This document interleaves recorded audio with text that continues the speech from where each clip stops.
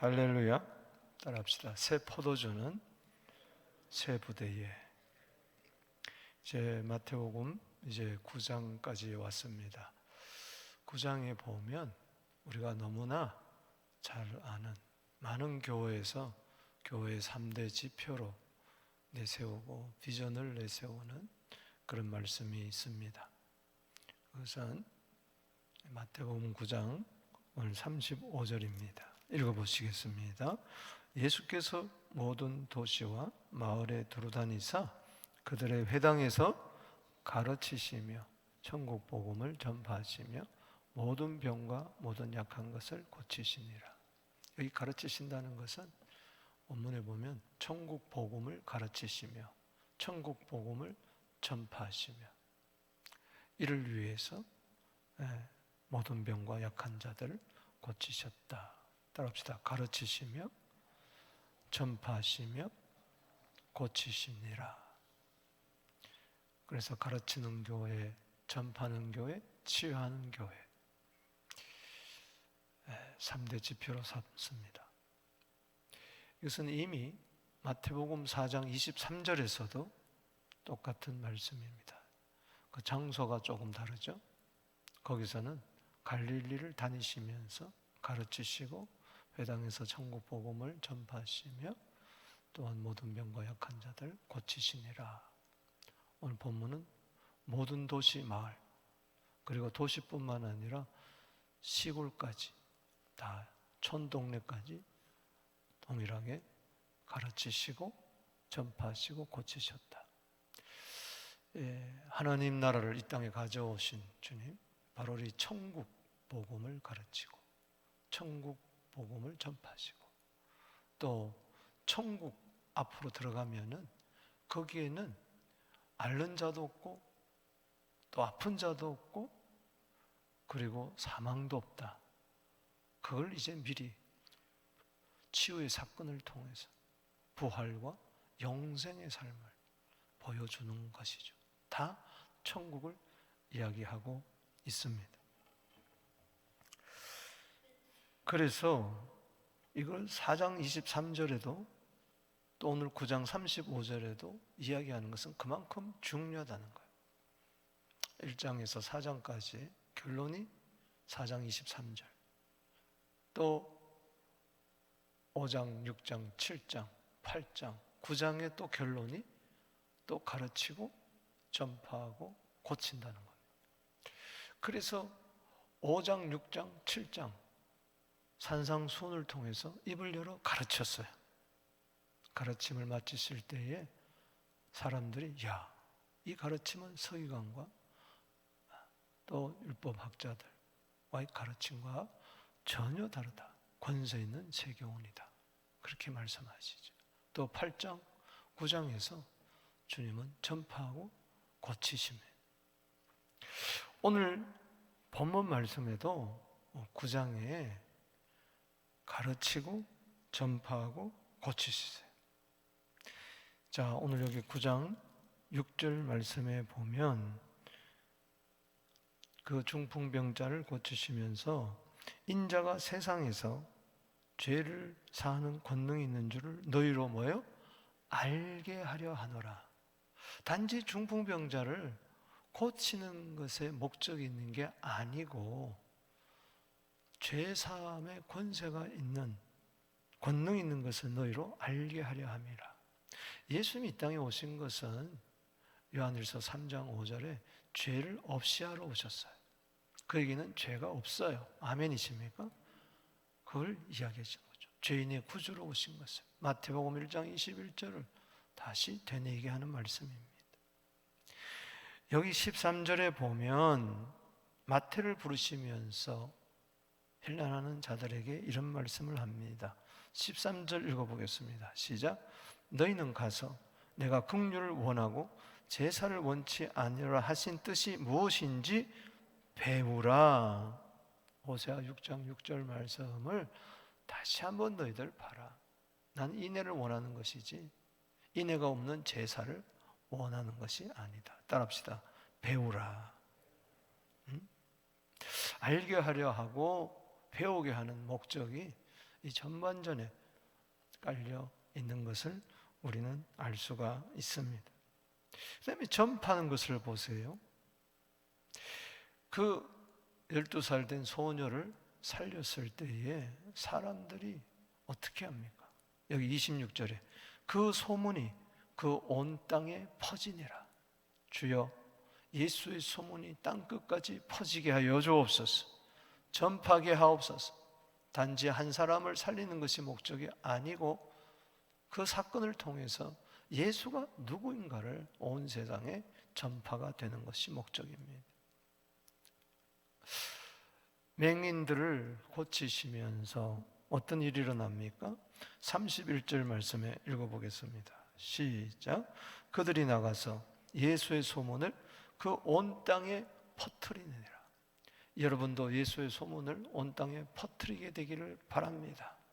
이분을 믿어야 죄를 사함을 받고, 이분을 믿어야 천국에 들어갈 수 있다. 천국 같은 생활을 할 수 있다. 하늘나라 백성이 살 수 있다. 그리고 예수님은 고치십니다. 오늘 9장에 누구를 고치십니까? 중풍병자를 고치시잖아요. 아멘.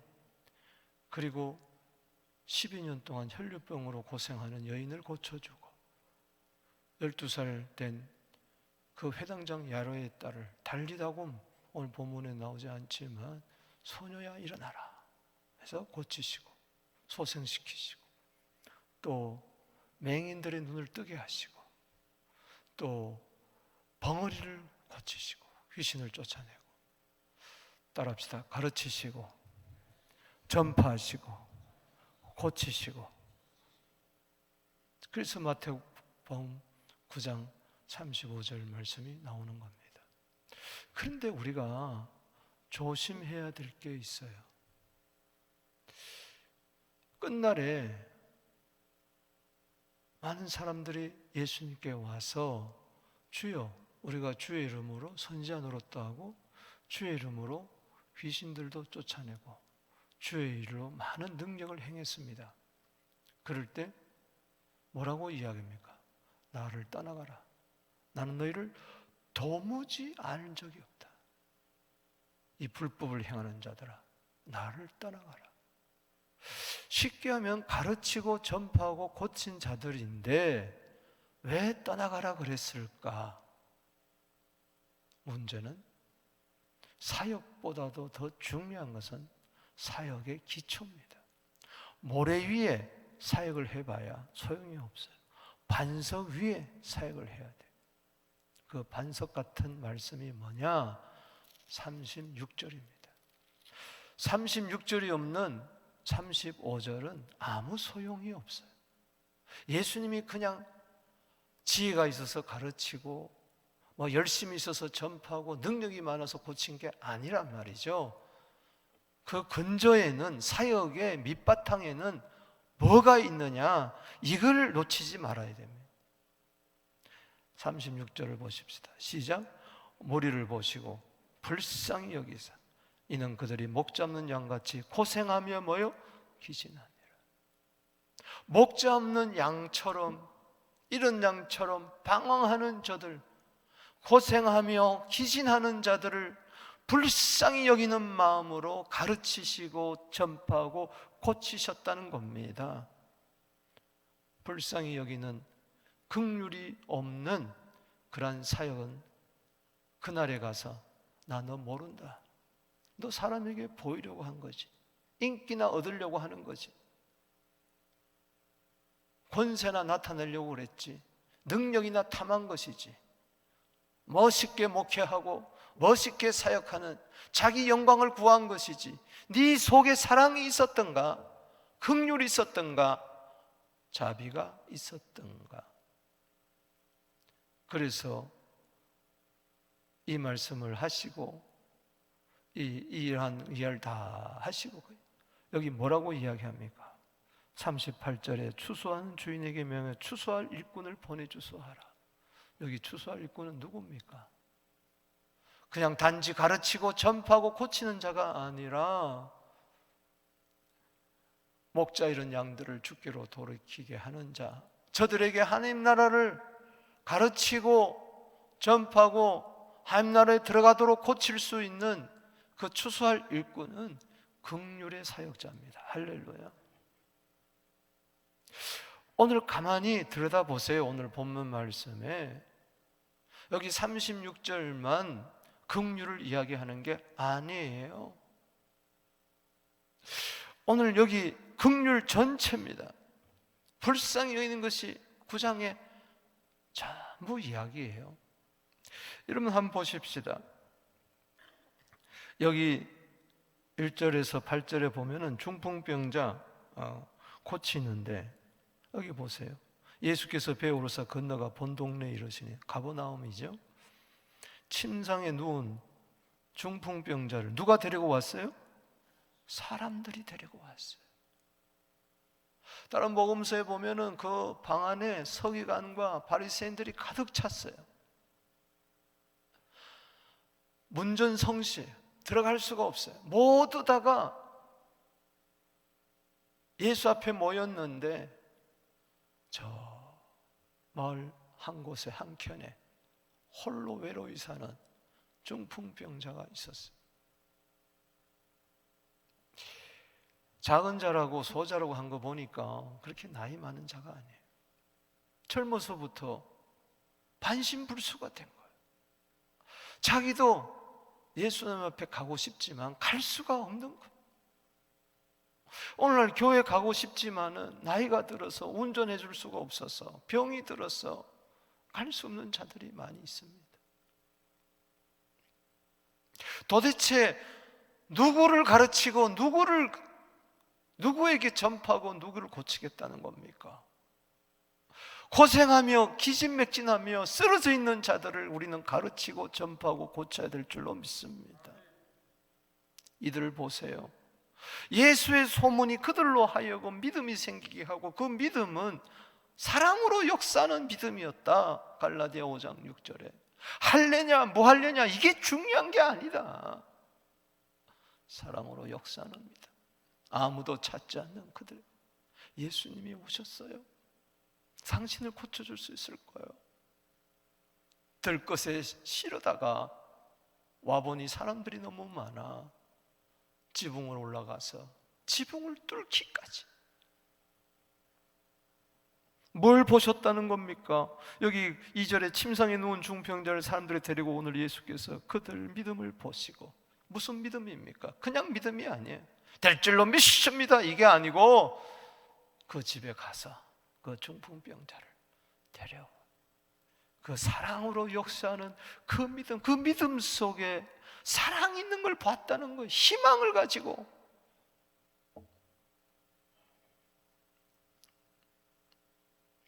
그냥 맹목적인 그런 맹신의 믿음이 아니었다는 것이죠. 나를 위한 믿음이 아니고 저들을 살리겠다, 저를 살리겠다는 이 사람들, 이게 바로 오늘날 성도들의 긍휼이 되어야 될 줄로 믿습니다. 마태를 부르십니다. 9절에서 13절에 보면 뭐라고 이야기하십니까? 세리와 죄인들과 함께 마태가 예수님을 초청했어요. 불렀을 때. 그때 12절에 예수께서 들으시고 이르시되 건강한 자에게는 의사가 쓸데없고 병든 자에야 쓸데있다. 사람들은 다 건강한 자에게만 관심이 있어요.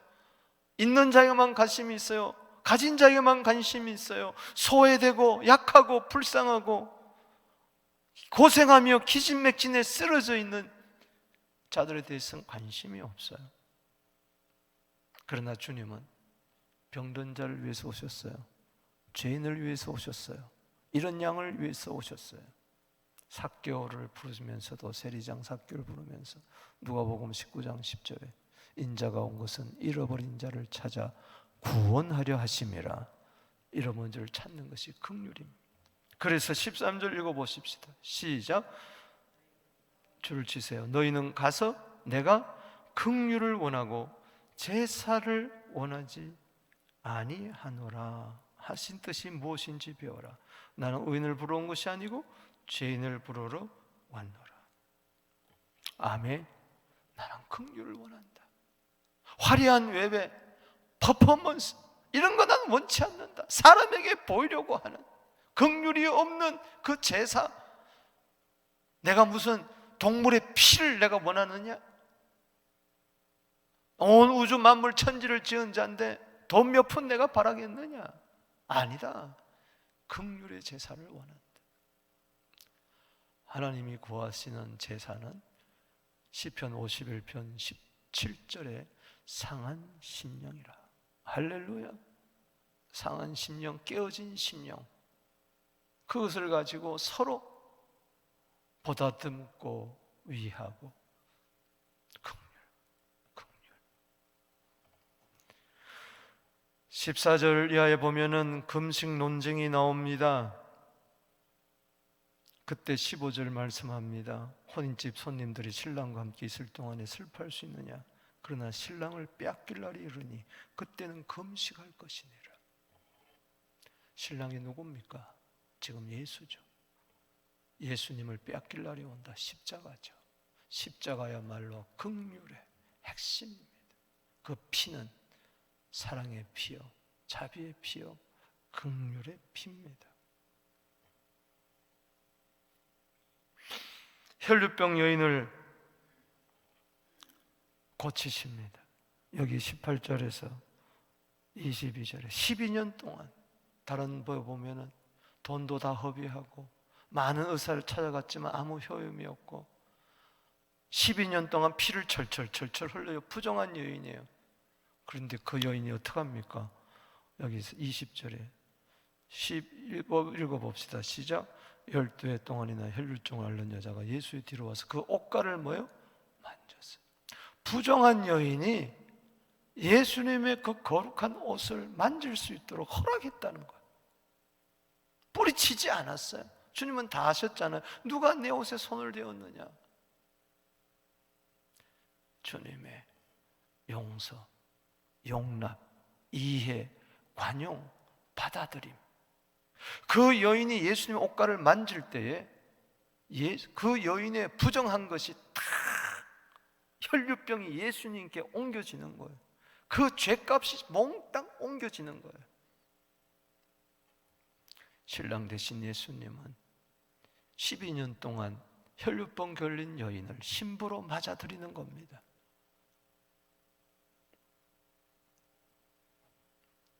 보세요. 여기 23절에서 회당장 야로의 딸, 여기는 안 나오지만 다른 복음서에 보면 회당장 야로의 딸입니다.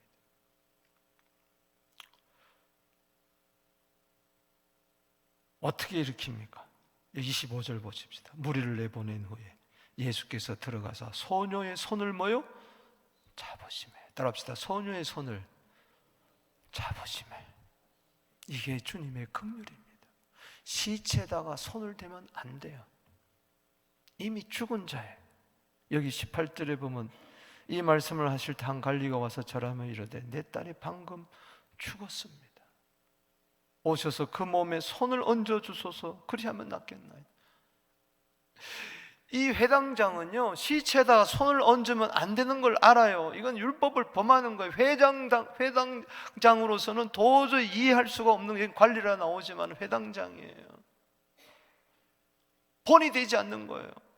율법을 가르치고 지키는 자가 시체에다가 손을 얹어달라 그래요. 무슨 소리냐? 네가 아무리 자식을 사랑한다 할수도 그러면 안 되지.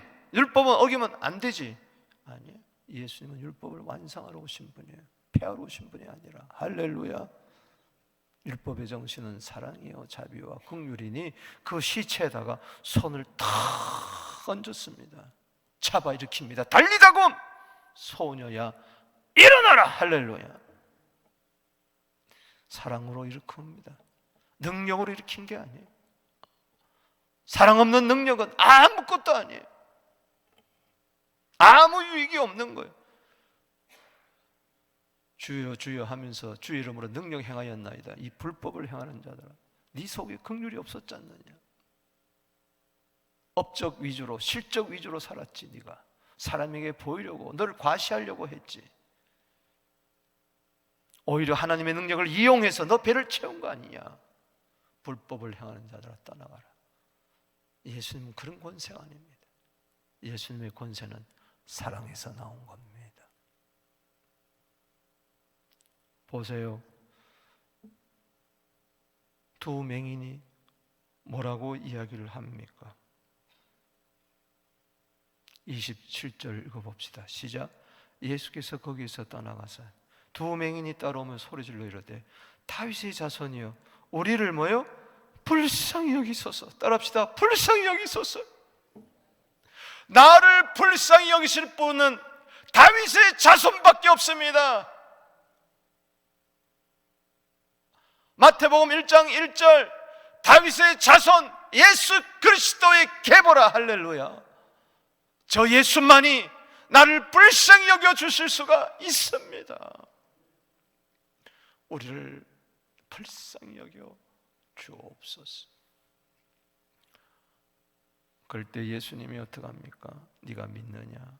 29절에 여러분 믿음 속에 주님의 긍휼을 믿는 겁니다. 뭘 믿는다는 겁니까? 주님의 긍휼과 자비하심을 믿는다는 겁니다. 네 믿음대로 되라. 아멘. 29절 보세요. 시작. 이에 예수께서 그들의 뭘 만졌어요?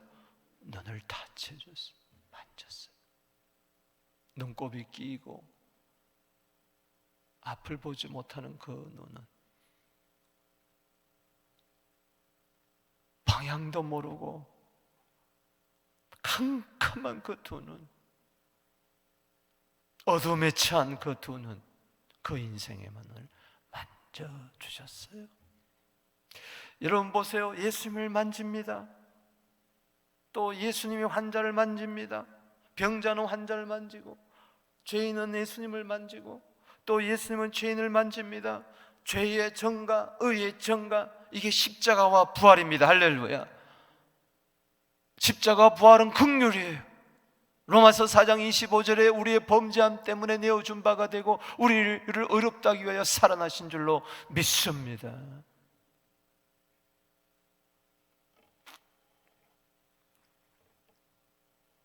(32절) 34절에 말 못하는 사람 고쳐집니다. 이게 보세요. 그들이 나갈 때 귀신 들려 말 못하는 사람이 왔어요? 아니면은 말 못하는 사람을 예수께 데려왔어요? 귀신 들려가지고 벅벅거리고 버버버버버버벅거리고, 저거 뭐야 저거? 부모의 죄야? 자기의 죄야? 유대인들은요, 병들면은 전부 다 부모의 죄인가 자기의 죄인가 정죄하고 비판하기 바빴어요. 그런데 이 사람은 정죄하지 않고 이 벙어리를 데리고 왔어요. 예수님께. 이 사람이 누구냐 말이에요. 이 사람이 예수님의 긍휼을 배운 자입니다. 할렐루야. 귀신이 쫓겨갔습니다. 할렐루야. 긍휼은 하나님의 큰 일입니다. 할렐루야. 놀랍다 그러잖아요. 이스라엘 가운데 이 일을 본 적이 없다. 33절에 하나님의 큰 일이 뭡니까? 이사야 30장 18절에 여호와께서 기다리시나니 은혜를 베풀려 하시며 일어나시리니 긍휼을 베풀려 하심이라. 하나님의 큰 일은요, 은혜요 긍휼인 것입니다.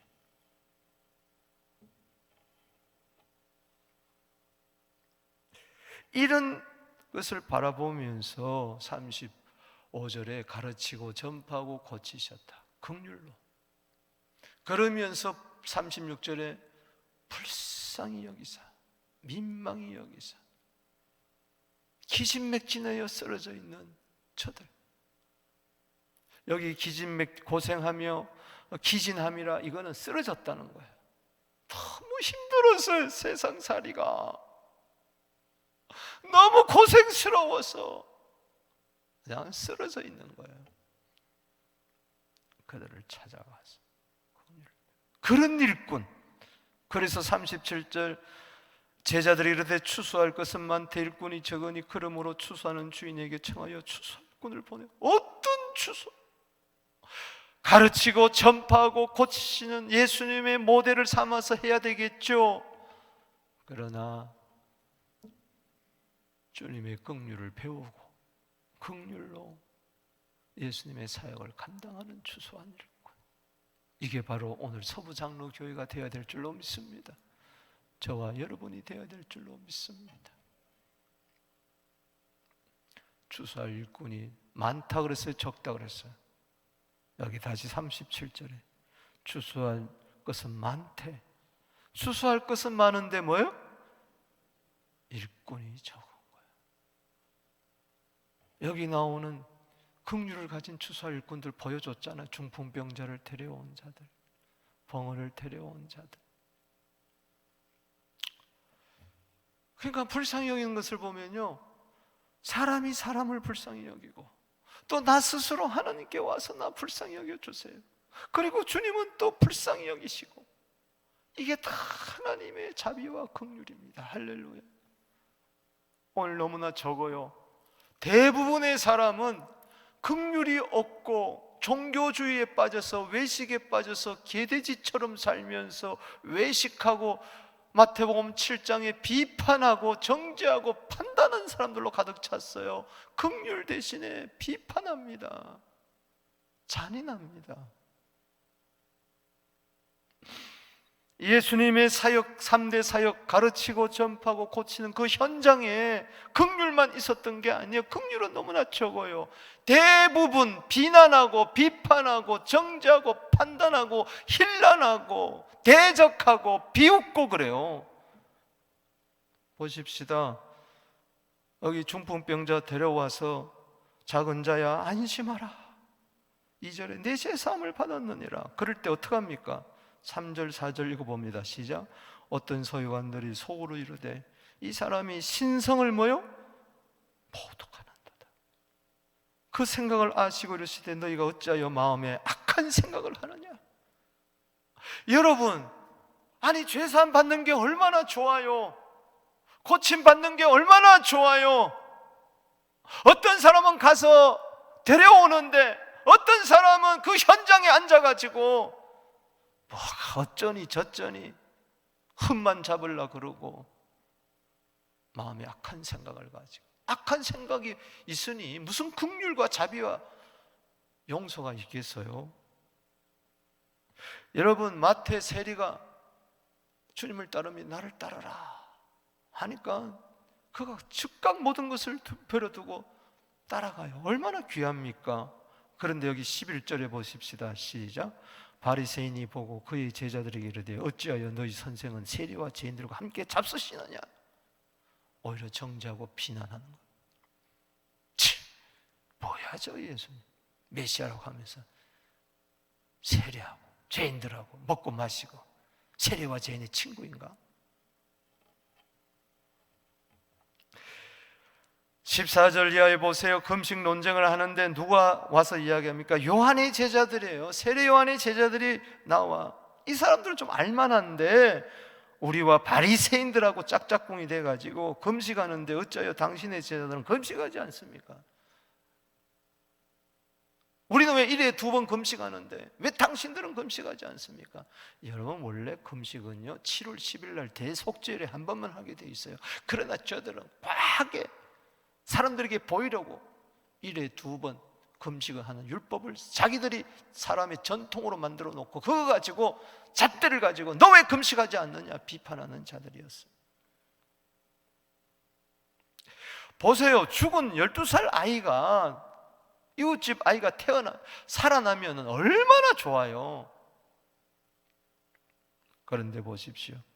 여기 23절 말씀에 읽어봅시다. 시작. 예수께서 그 관리의 집에 가서 피를 보는 자들과 떠드는 무리를 보시고, 이 장사를 준비하는 거죠. 죽음 장례를. 이르시되 물러가라. 따릅시다. 물러가라. 이 소녀가 죽은 것이 아니라 잔다 하시니 그들이 뭐 하더라? 비웃더라. 따릅시다. 비웃더라. 오늘도 교회에서 하나님의 큰 일을 기대합니다, 역사는 일어납니다 하면은 비웃는 자리에서 코웃음 핑 치면 뭐가 된다고 그래. 물러갈지어다. 아멘 하셔야죠. 비웃는 무리들은 물러갈지어다. 조소하는 자들은 물러갈지어다. 방해하는 영들은 떠나갈지어다. 비판의 영은 물러갈지어다. 정죄의 영은 물러갈지어다. 물러가라. 떠나가라. 아멘. 예수님은 거기에 전혀 굴하지 않았어요. 기죽지 마십시오. 긍휼을 가진 자는요, 심판을 이기고 자랑한다고 이야기를 했으니. 아멘.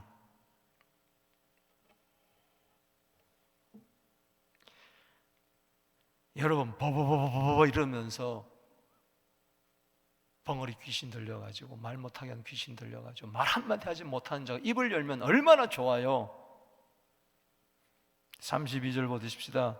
그들이 나갈 때에 귀신 들려 말 못하는 사람을 귀신이 들렸어요. 그냥 말 못하는 병이 아니에요. 귀신이 들린 거예요. 귀신이 쫓겨가고 말 못하는 사람이 말하거늘 무리가 놀랍게 여기어 이스라엘 가운데 이런 일을 본 적이 없다니라. 그러나 34절에 시작. 바리새인들은 이르되 그가 귀신의 왕을 의지하여 귀신을 뭐요? 쫓아낸다 하리라. 이게 말이 됩니까? 이거야말로 신성모독인 것입니다. 장래는 들보는 모르고 티는 빼려고 난리를 피는 이 비판하는 세력들. 예수님의 사역, 성령으로 역사하는데 마태복음 12장 28절에 내가 성령을 힘입어 귀신을 쫓아내면 하나님 나라가 임했다 그랬는데 저들은 귀신의 왕 바알세불을 힘입어서 귀신 쫓아냈다 이러는 거예요. 긍휼이 야만큼도 없어요. 그 속에 하나님의 사랑이 없어요. 우리가 믿는다는 것은 요한복음 3장 16절에 하나님의 사랑을 믿는 거예요. 나는 도대체 사역에만 관심이 있었지, 열매에만 관심이 있었지, 업적에만 관심이 있었지, 무슨 일을 했다는 게 관심이 있었지. 오늘 보십시다. 여기 16절 17절 말씀은 전 오늘 다시 한번 묵상하고 싶어요. 9장 전체에 걸쳐서 읽어보십시다. 시작. 생배 조각을 낡은 옷에 붙이는 자가 없나니 이는 기운 것이 그 옷을 당기어 헤어짐이 더하게 됨이라. 17절 시작. 새 포도주를 낡은 부대에 담지 않아. 그렇게 하면 부대가 터져 포도주도 쏟아지고 부대도 버리게 됨이라. 새 포도주는 새 부대에 넣어야 둘이 다 보존될 것이다. 마태복음 4장 17절입니다. 회개하라. 천국이 가까우니라. 천국의 새 포도주는요, 낡은 부대가 있고 안 되는, 정죄하고 비판하고 판단하고 힐난하고 비웃고 대적하고 그 낡은 부대는요, 예수님이 오셔도요 다 터져버려요. 심판받아요.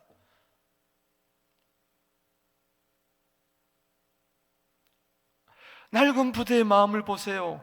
단적으로 정리해 주는 것이, 부대는 마음의 가족 부대예요. 이제 4절 말씀 보십시다. 예수께서 생각을 아시고 이르시되 너희가 어찌하여 마음에 뭐요? 대답을 안 하세요. 마음에 뭐요? 악한 생각을 하느냐. 이게 낡은 가족 부대. 악한 생각. 거기서 마태복음 15장 19절에 살인, 간음, 음란, 도적질, 거짓 증거, 회방, 이게 다 나오는 거예요. 이거 회개하지 않으면 안 돼요. 여러분 보세요. 또 다른 마음이 나옵니다. 세 부대의 마음이 나와요. 여기 20절, 21절 보십시다. 21절 시작. 이는 제 마음에 그 겉옷만 만져도 뭐요? 구원을 받겠다. 이 겸손한 마음, 간절한 마음, 주님 나를 불쌍히 여겨주시옵소서. 이 마음. 여러분, 낡은 가족 부대의 마음은 긍휼이 없는 거예요, 한마디로. 그러나 새 부대의 마음은 예수의 마음이에요. 불쌍히 여기는, 긍휼히 있는 마음이 있는 거예요. 오늘 여러분 말씀을 마치면서 우리는 추수할 일꾼이에요. 아멘이십니까? 내가 여기입니다. 나를 보내주소서. 가진 것 없을 수 있어요. 큰 일은 못할 수 있어요. 자랑할 만한, 내세울 만한 일이 없을 수 있어요. 이건 뭐 열매도 없는 것 같아요. 그러나 내 속에 긍휼만 있으면 됩니다. 할렐루야. 문제는 그거예요. 실력이 아니라, 능력이 아니라 내 속에 긍휼이 있느냐 없느냐. 새 가죽 부대가 되면요, 새 포도주의 은혜는 넘쳐날 줄로 믿습니다. 새 가죽 부대는 에베소서 4장 32절입니다. 서로 인자하게 여기며 불쌍히 여기며. 새 가죽 부대는 바로 마태복음 5장 7절입니다. 긍휼히 여기는 자는 복이 있나니 긍휼히 여김을 받을 것이요. 이 시간에 두 손 들고 기도하며 나가겠습니다. 주여